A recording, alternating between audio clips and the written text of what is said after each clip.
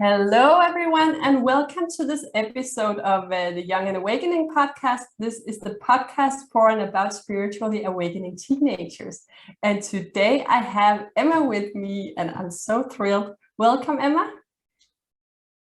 Hi.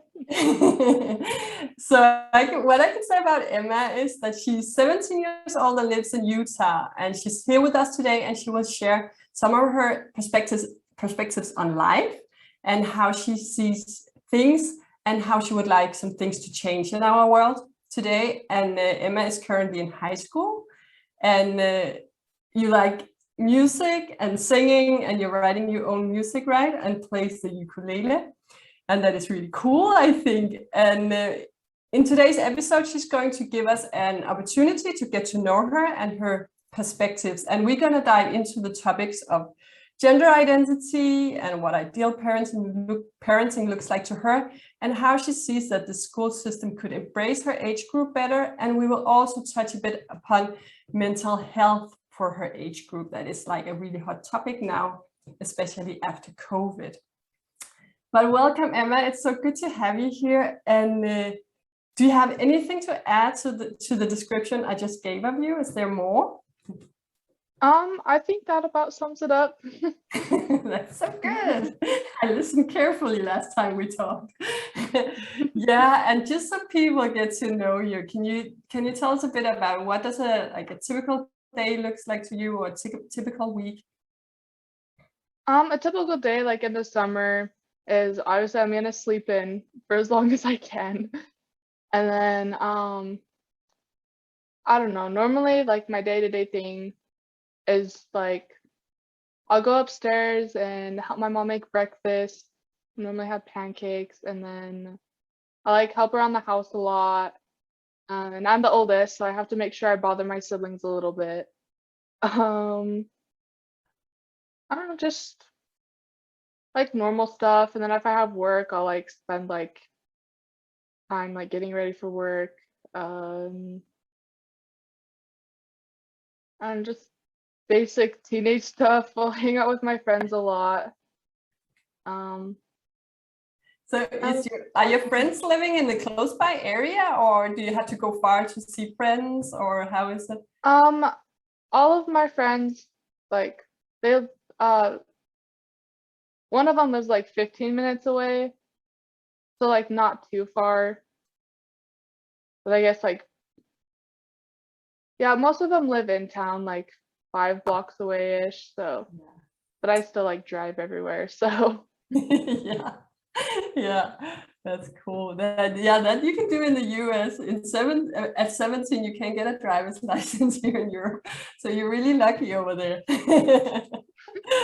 Yeah, and one other thing we're going to talk about today is gender identity, and I think it's fair to say that you live in a very traditional area where there's a very traditional way of being man and woman. And what does this stereotypical woman, man, and girl, boy looks in your area? so like the typical man is like in my grade, they all wear like baseball caps and like cowboy boots. They're all like they all act really different when they're with their friend groups. Like they're trying to like impress all their other male friends.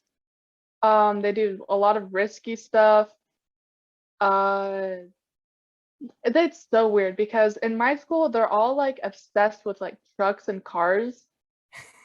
For some reason, it's I don't know. And like um I don't know. I'm not friends with a bunch of the dudes here because they're just I don't know, the whole like gender box that they're put in, like they all want to be like these macho like these macho guys. They're all super masculine. Um None of them have ever talked about their emotions with me when I have tried to be friends with them. So it's just really sad, honestly. And like the typical woman here in like my grade, um, they all like get their nails done and their hair long, which is like nothing wrong with that. But I feel like um for me, when I was like trying to fit in, I would have my nails done and like I'd have my hair really long and pretty. Just like I would always try and look super feminine, but I never really asked myself, do I even like want to look like that?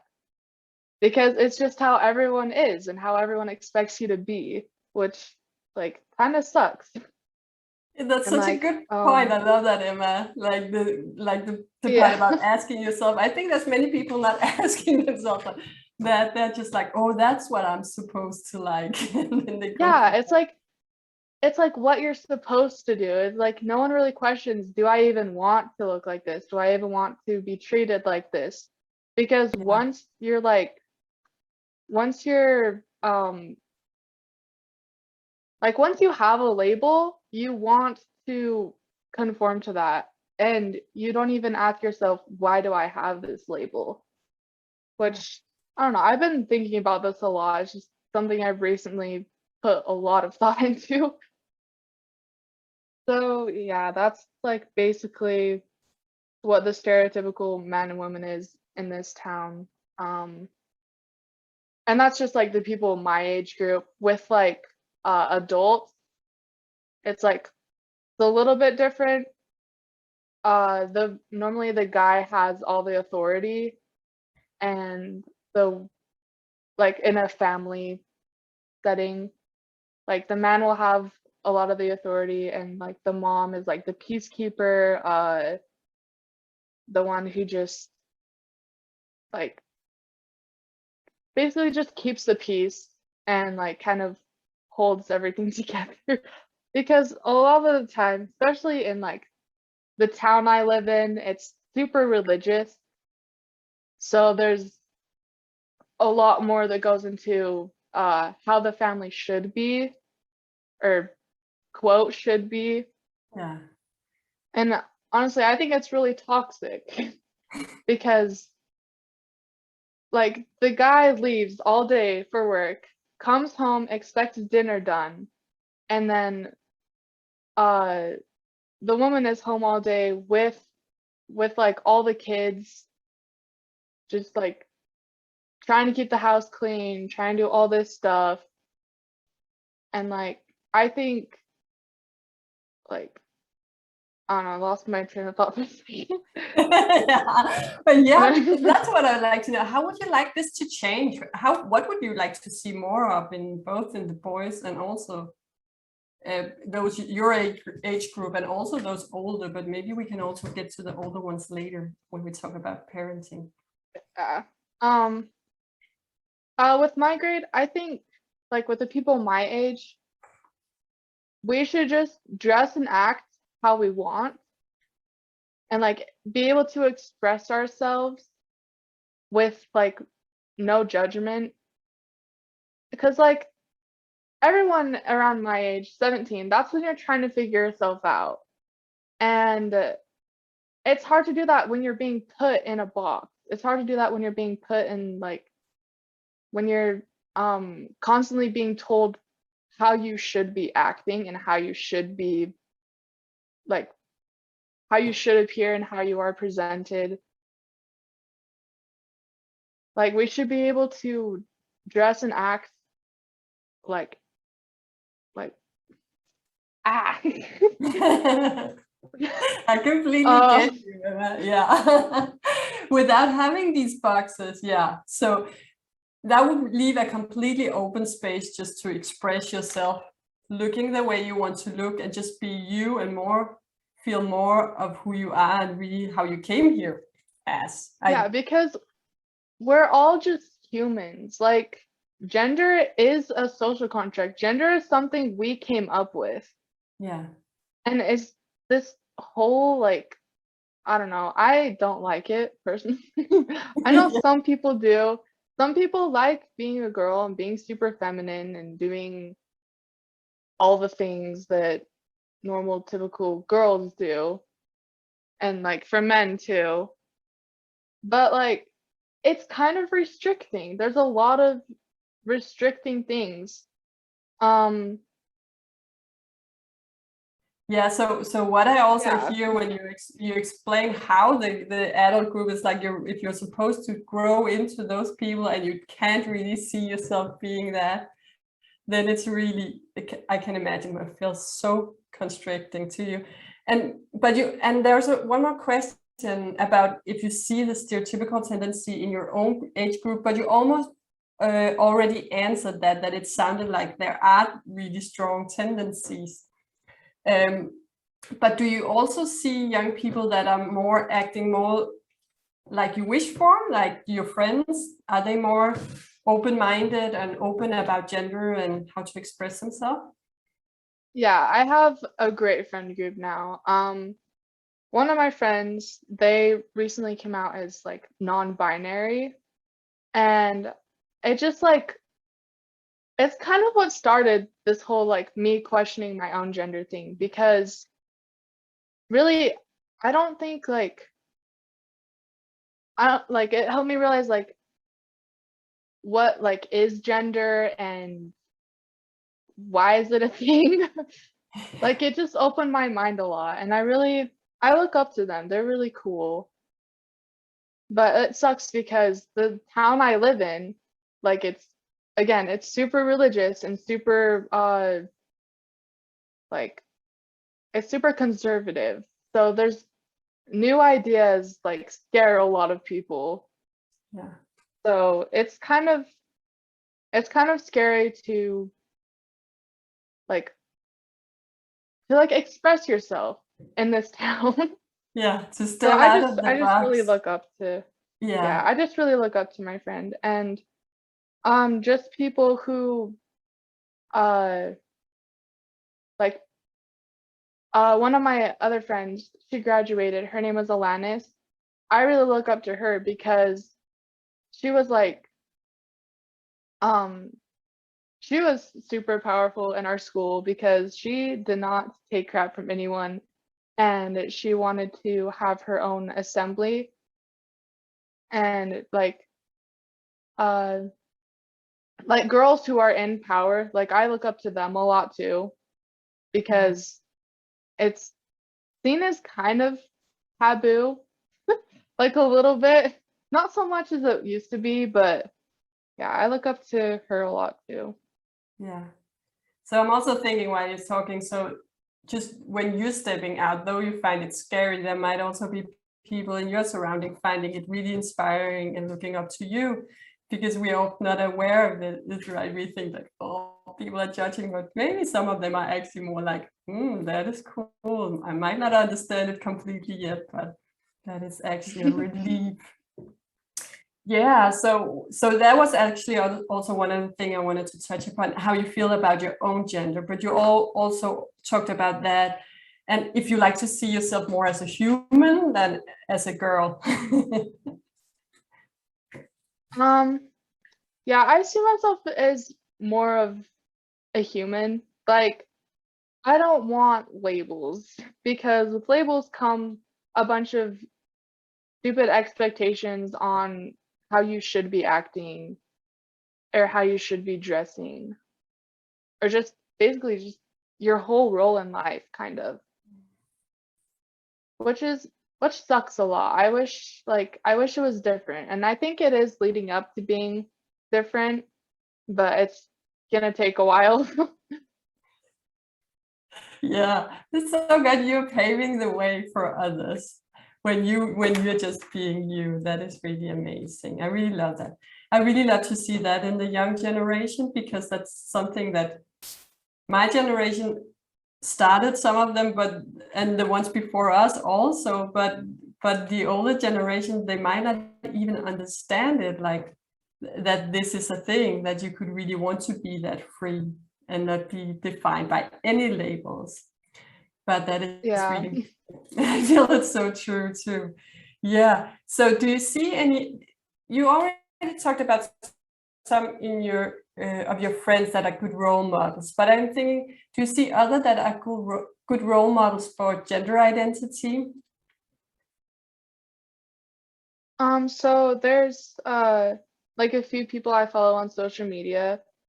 Um, there's this one guy, his name or their name is Bretman Rock, and um, I think they're really cool. Just they dress how they want, they act how they want. They just aren't defined by like gender at all. And like I want to be like that. Like um I want to be able to wear makeup, but I also want to be able to wear a suit, which is a lot more.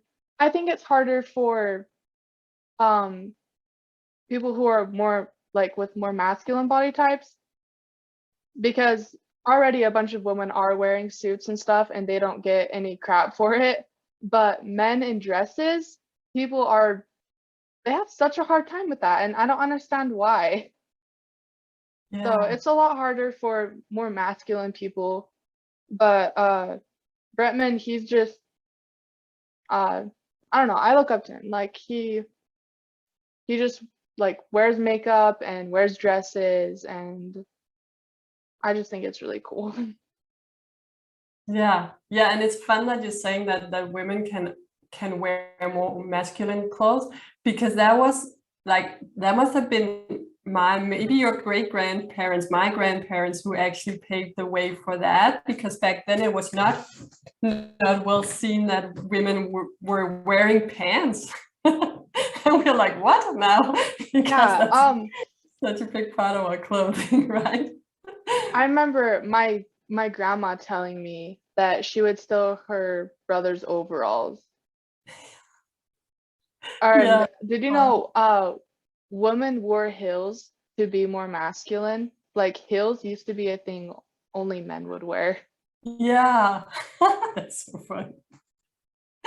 Yeah, but that's so great that someone did that part. But the men had not back then been like as progressive or wanting that. So there must be something about the woman life that they did not desire back then, looking at the labels.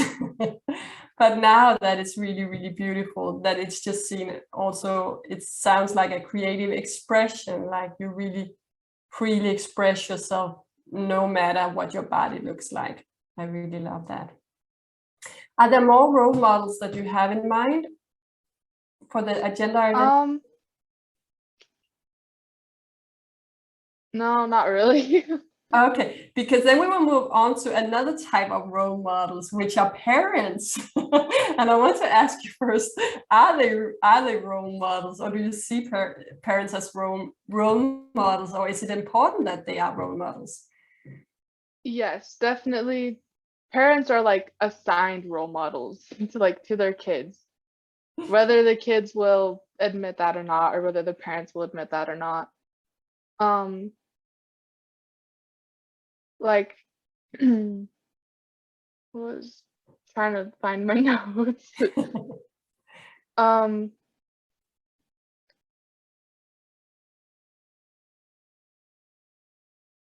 yeah, just yeah, parents are big role models. And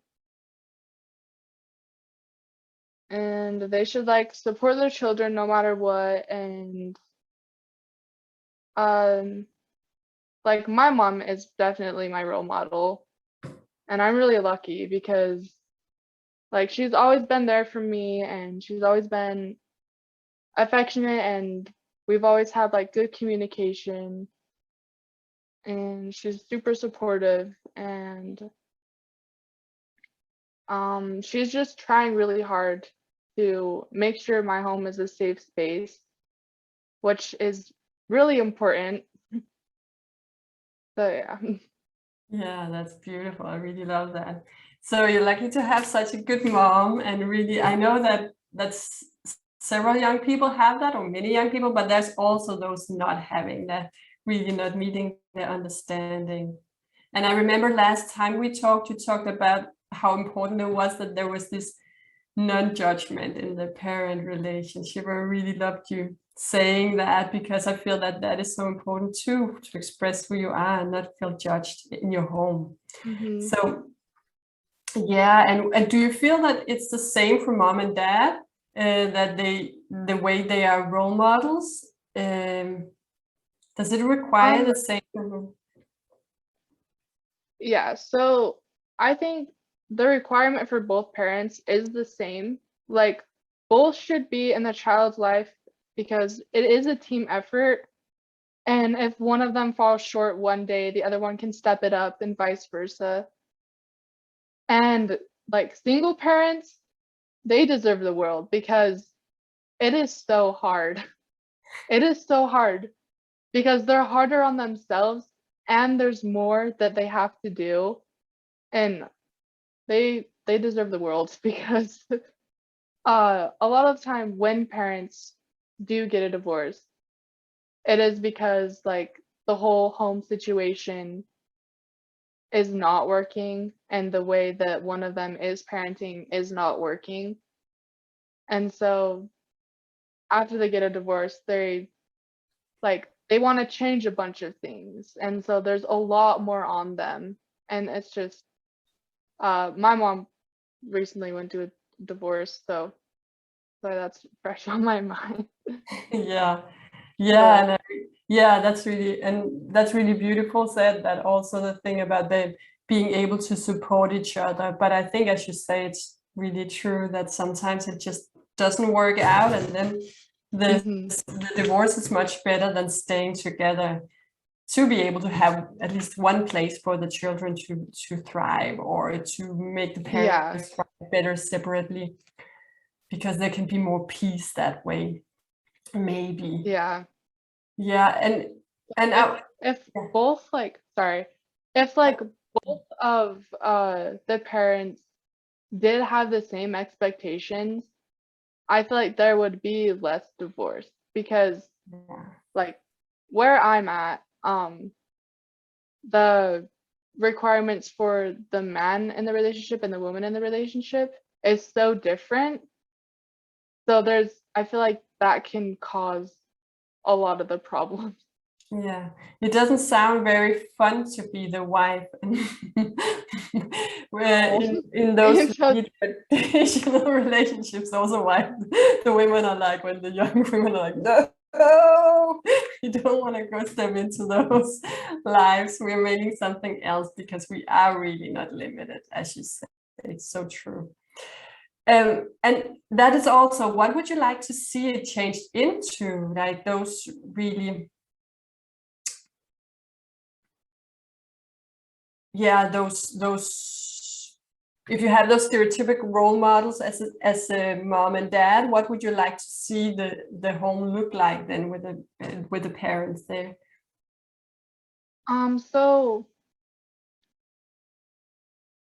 like better communication with their kids, um, like tending to their emotional needs, try and see things from the kid's perspective. Um, a lot of my friends, their parents, like, it just makes me so angry. And there's so much gaslighting too. Like an example, one of my friends was standing up for themselves and calling their parents out on like just being petty. And their mom's response was, "You don't know what petty means, you're petty." Which is like Very mature. such that makes me so mad. How can you gaslight your kids? Yeah. What goes through your head where you're like, yes, I am not going to take the fall for anything because I'm always right because I'm older and they don't know anything because they're kids. No, education, like knowledge has nothing to do with age. I could go on and on about this all day. It makes me so mad. And it happens so Yeah, often. that's a good example. But also maybe that the parents actually feel a bit powerless in that situation. So the only thing they can turn to is, I'm older, I'm wiser, maybe not. And I'm lucky because my mom used to use that excuse with me too, like, oh, I'm older. Like, no, mom, you have more experience. Like even when she did know more than me, if she still used the excuse, I'm older, so I know more, I'd be like, no, no, no, no, no. You have more experience, so you know more. Because that has Yeah. nothing to do with age. Absolutely nothing to do with age. And that's so true. That's a really, really good point. Yeah. And also just to, yeah, you actually also talked about that last time we talked, like coming with like the right reason, so she can instead of Yeah. coming up with this, yeah, and telling what it actually is about. Like, it's all like in relationships, communication is so, so important. Like clear communication, telling them what your intentions are, especially when giving consequences, Yeah. because the kid, they need to know the reason why, because that will help a lot, especially with trust too. It will help them trust more, and it'll just help form a healthier relationship.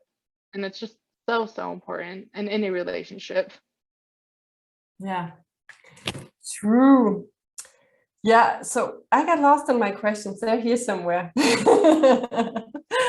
Yeah, so we already talked about what you would like to see changed in the parenting, and I really love your perspectives on that. And I also really see that that is clearly what your generation and also some of the other generations before you, there are many that wants to bring that forth, the clearer communication and being more understanding and really have their emotions expressed more in like a clear way. So I really, Yeah, and like children and teens, like we want to be understood and we want to be supported and like feel safe at home. And I feel like with better communication, all of that can happen. yeah. Yeah, so it's not an impossible task. It's just for the parents really also to, I feel like it's also to listen to themselves and really start working with this in themselves so they can communicate with their child too. Because if they like come Yeah. up with these things all the time, like, no, I'm older, it's like gonna It's get a like bit they're stuck. not gonna trust you if you keep doing that. Yeah, yeah, and not gonna learn from you either how to open more. Hmm. So yeah, that's so right. So we also want to talk a bit about school systems because you have some really good ideas for improvement there or your perspectives on it. But I would also just like to know a bit first about because we're just coming out of COVID now, and your own Hmm. experience of your school experience around COVID. Were you in school, and how did you experience all this time, the past 1.5? So during COVID, during the lockdown, obviously school was online, which really sucked. But what's interesting is school before COVID, like before we went online, there were very few resources for mental health. It seemed like the faculty didn't care at all. And my friend Alanis, she went through a really hard time and she wanted to do an assembly and talk about her experiences and stuff. And she was just hounding on the principal, being like, I really want to do this. I want to make a difference. But she got shut down, which really sucked. But then after COVID, and when we all came back, suddenly the faculty showed a lot more concern for the students. There were more resources for like mental health. There's a room called the Refocus Center. Now there's like a website that the school made. And during all that, like it was like the whole lockdown, that was really stressful. So I'm glad that there's a few more resources for like mental health and stuff, but I still feel like there could be a lot more improvement. Yeah. So when did you return to school after COVID? um uh um the next school year. So it was my sophomore year that we went into lockdown, and then the rest of the time it was just online, and then we had the summer, and then we went back to school like regularly scheduled, just Okay. with masks.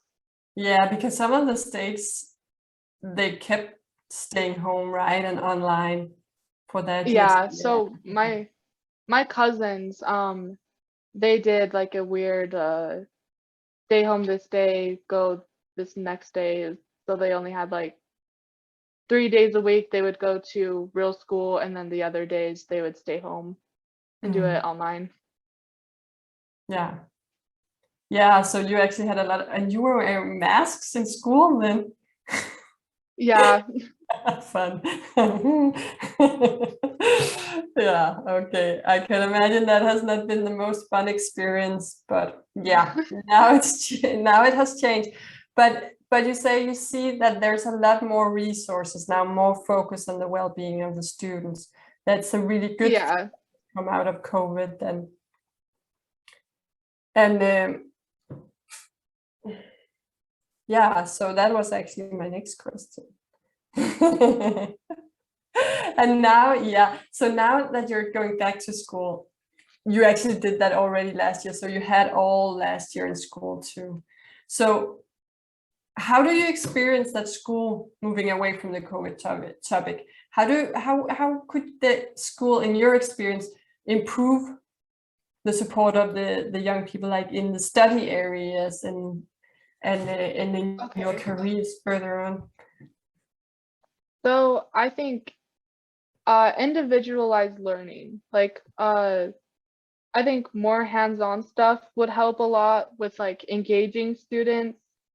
Um, I want to be taught things that I will actually use in life. Like I want the the courses we take at school to be more applicable. And there's a lot of teachers who are biased in my school. Like for kids who do sports, Mm. they always have straight A's, which is a little suspicious to me because they're always gone. And a lot of the teachers in my school are coaches. So there's a lot of biased things happening, which is not okay in my opinion. Um,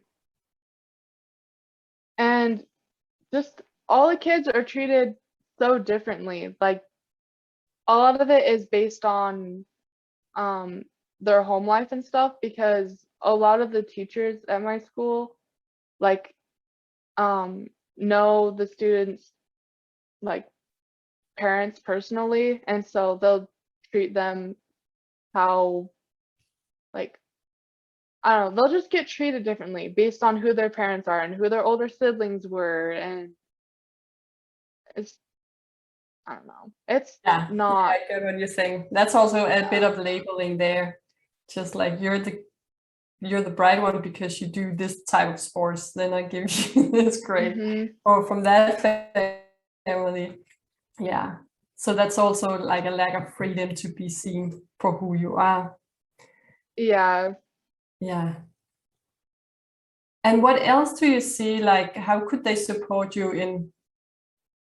Could they open more up to more not difficult, different study areas, or already at your level? Um, I think we should like I want to see a class where we learn how to uh sorry, let me think for a second. Because there's so much I would want to do. Like if I had my own school, it would be like we figure out what you're interested in, and then we take you and sign you up for all these classes that will help with that specific thing you want to do. And then I'd also have uh like classes everyone has to take that would be preparing you for the real world. Like Yeah. how to communicate effectively. That would be a good class for a lot of people. Um and one that teaches you about budgeting, which I know there are classes like that that teach you about like taxes and budgeting and stuff like that. But there's not any in high school, at least not in my high school. So I'd want to see stuff like that, like stuff that's applicable, stuff that you will actually use. Yeah, stuff like that. Yeah, but that's a really, really good point. So I think there's many that's really unprepared for adult life after they come from school, that they don't really feel that what they learned in school really applies to the world they're going to step into and the world they're going to live. So they really have very, very varied skills to start living an adult life, and many have to learn the moment and to, to change sheets and things like that, make your bed. Yeah. Cook things like that, cook a meal. Oh, Like, how do I do that? Yeah, so that's really fun. But I yeah, also love it's sad. yeah, but I also love what you're saying about communication, and there's really a lot to that also, to get to know your emotions, and we really talked a lot about that before. But if they're in a situation maybe where the parents cannot support that part, then the school would be a good place for them to learn more about that. Yeah, that's really good. So moving back to the mental health, what I would like to ask a bit about is also, is there anything else you want to highlight there for your generation? Is there anything you are seeing there? We are jumping a bit back now. Um, like with mental health. Yeah,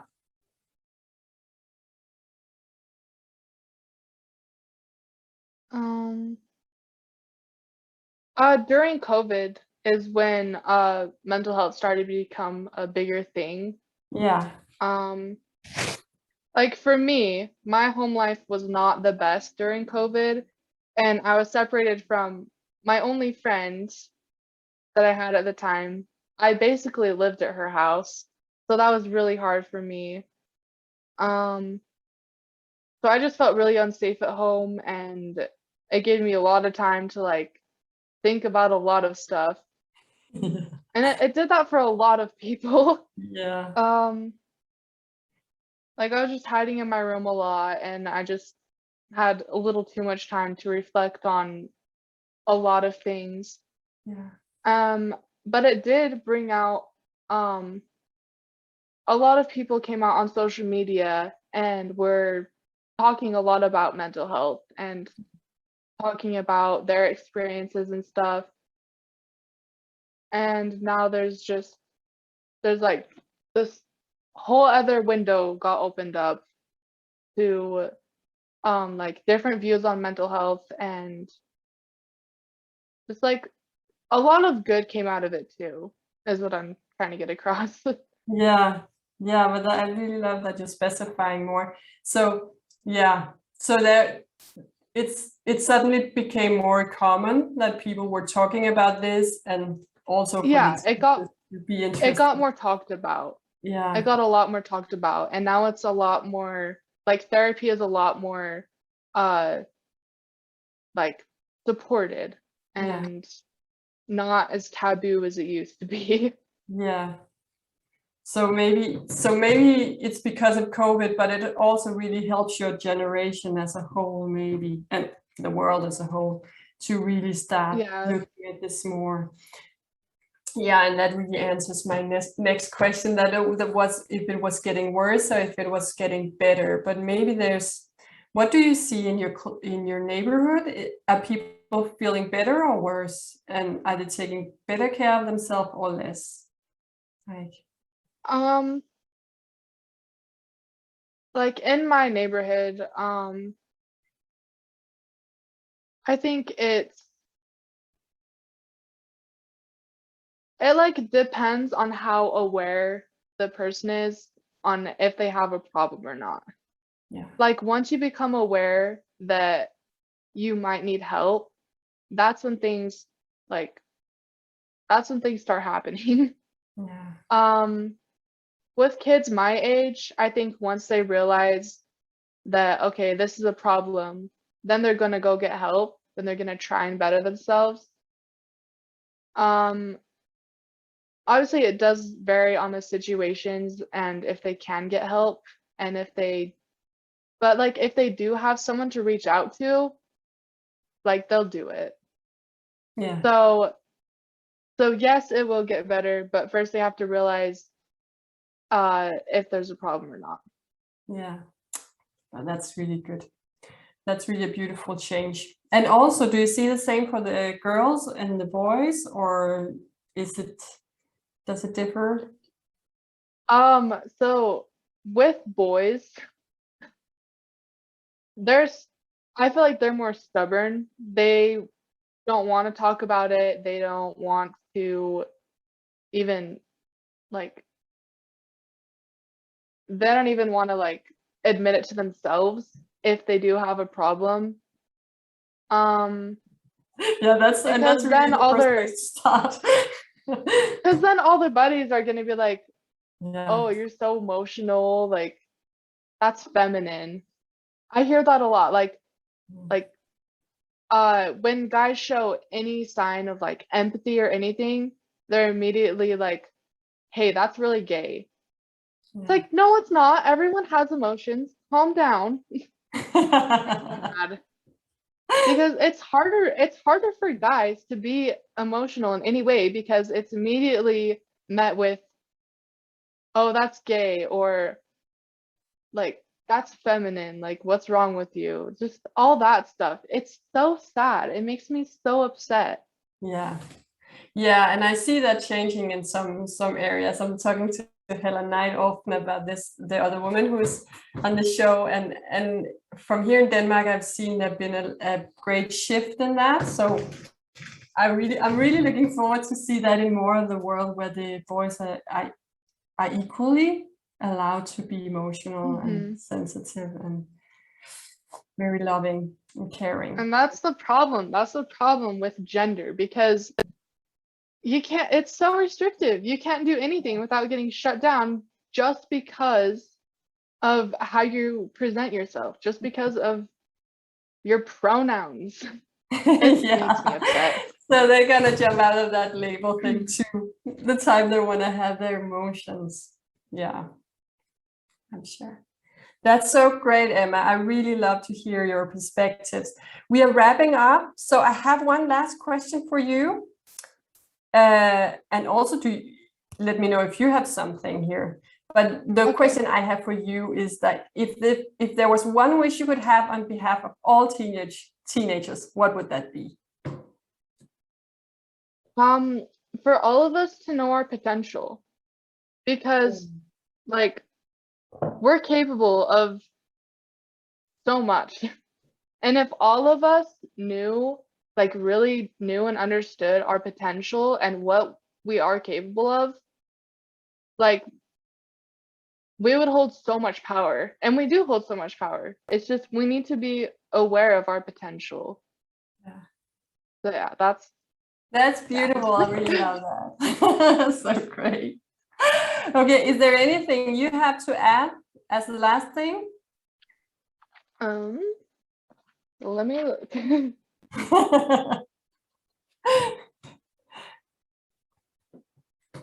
Um,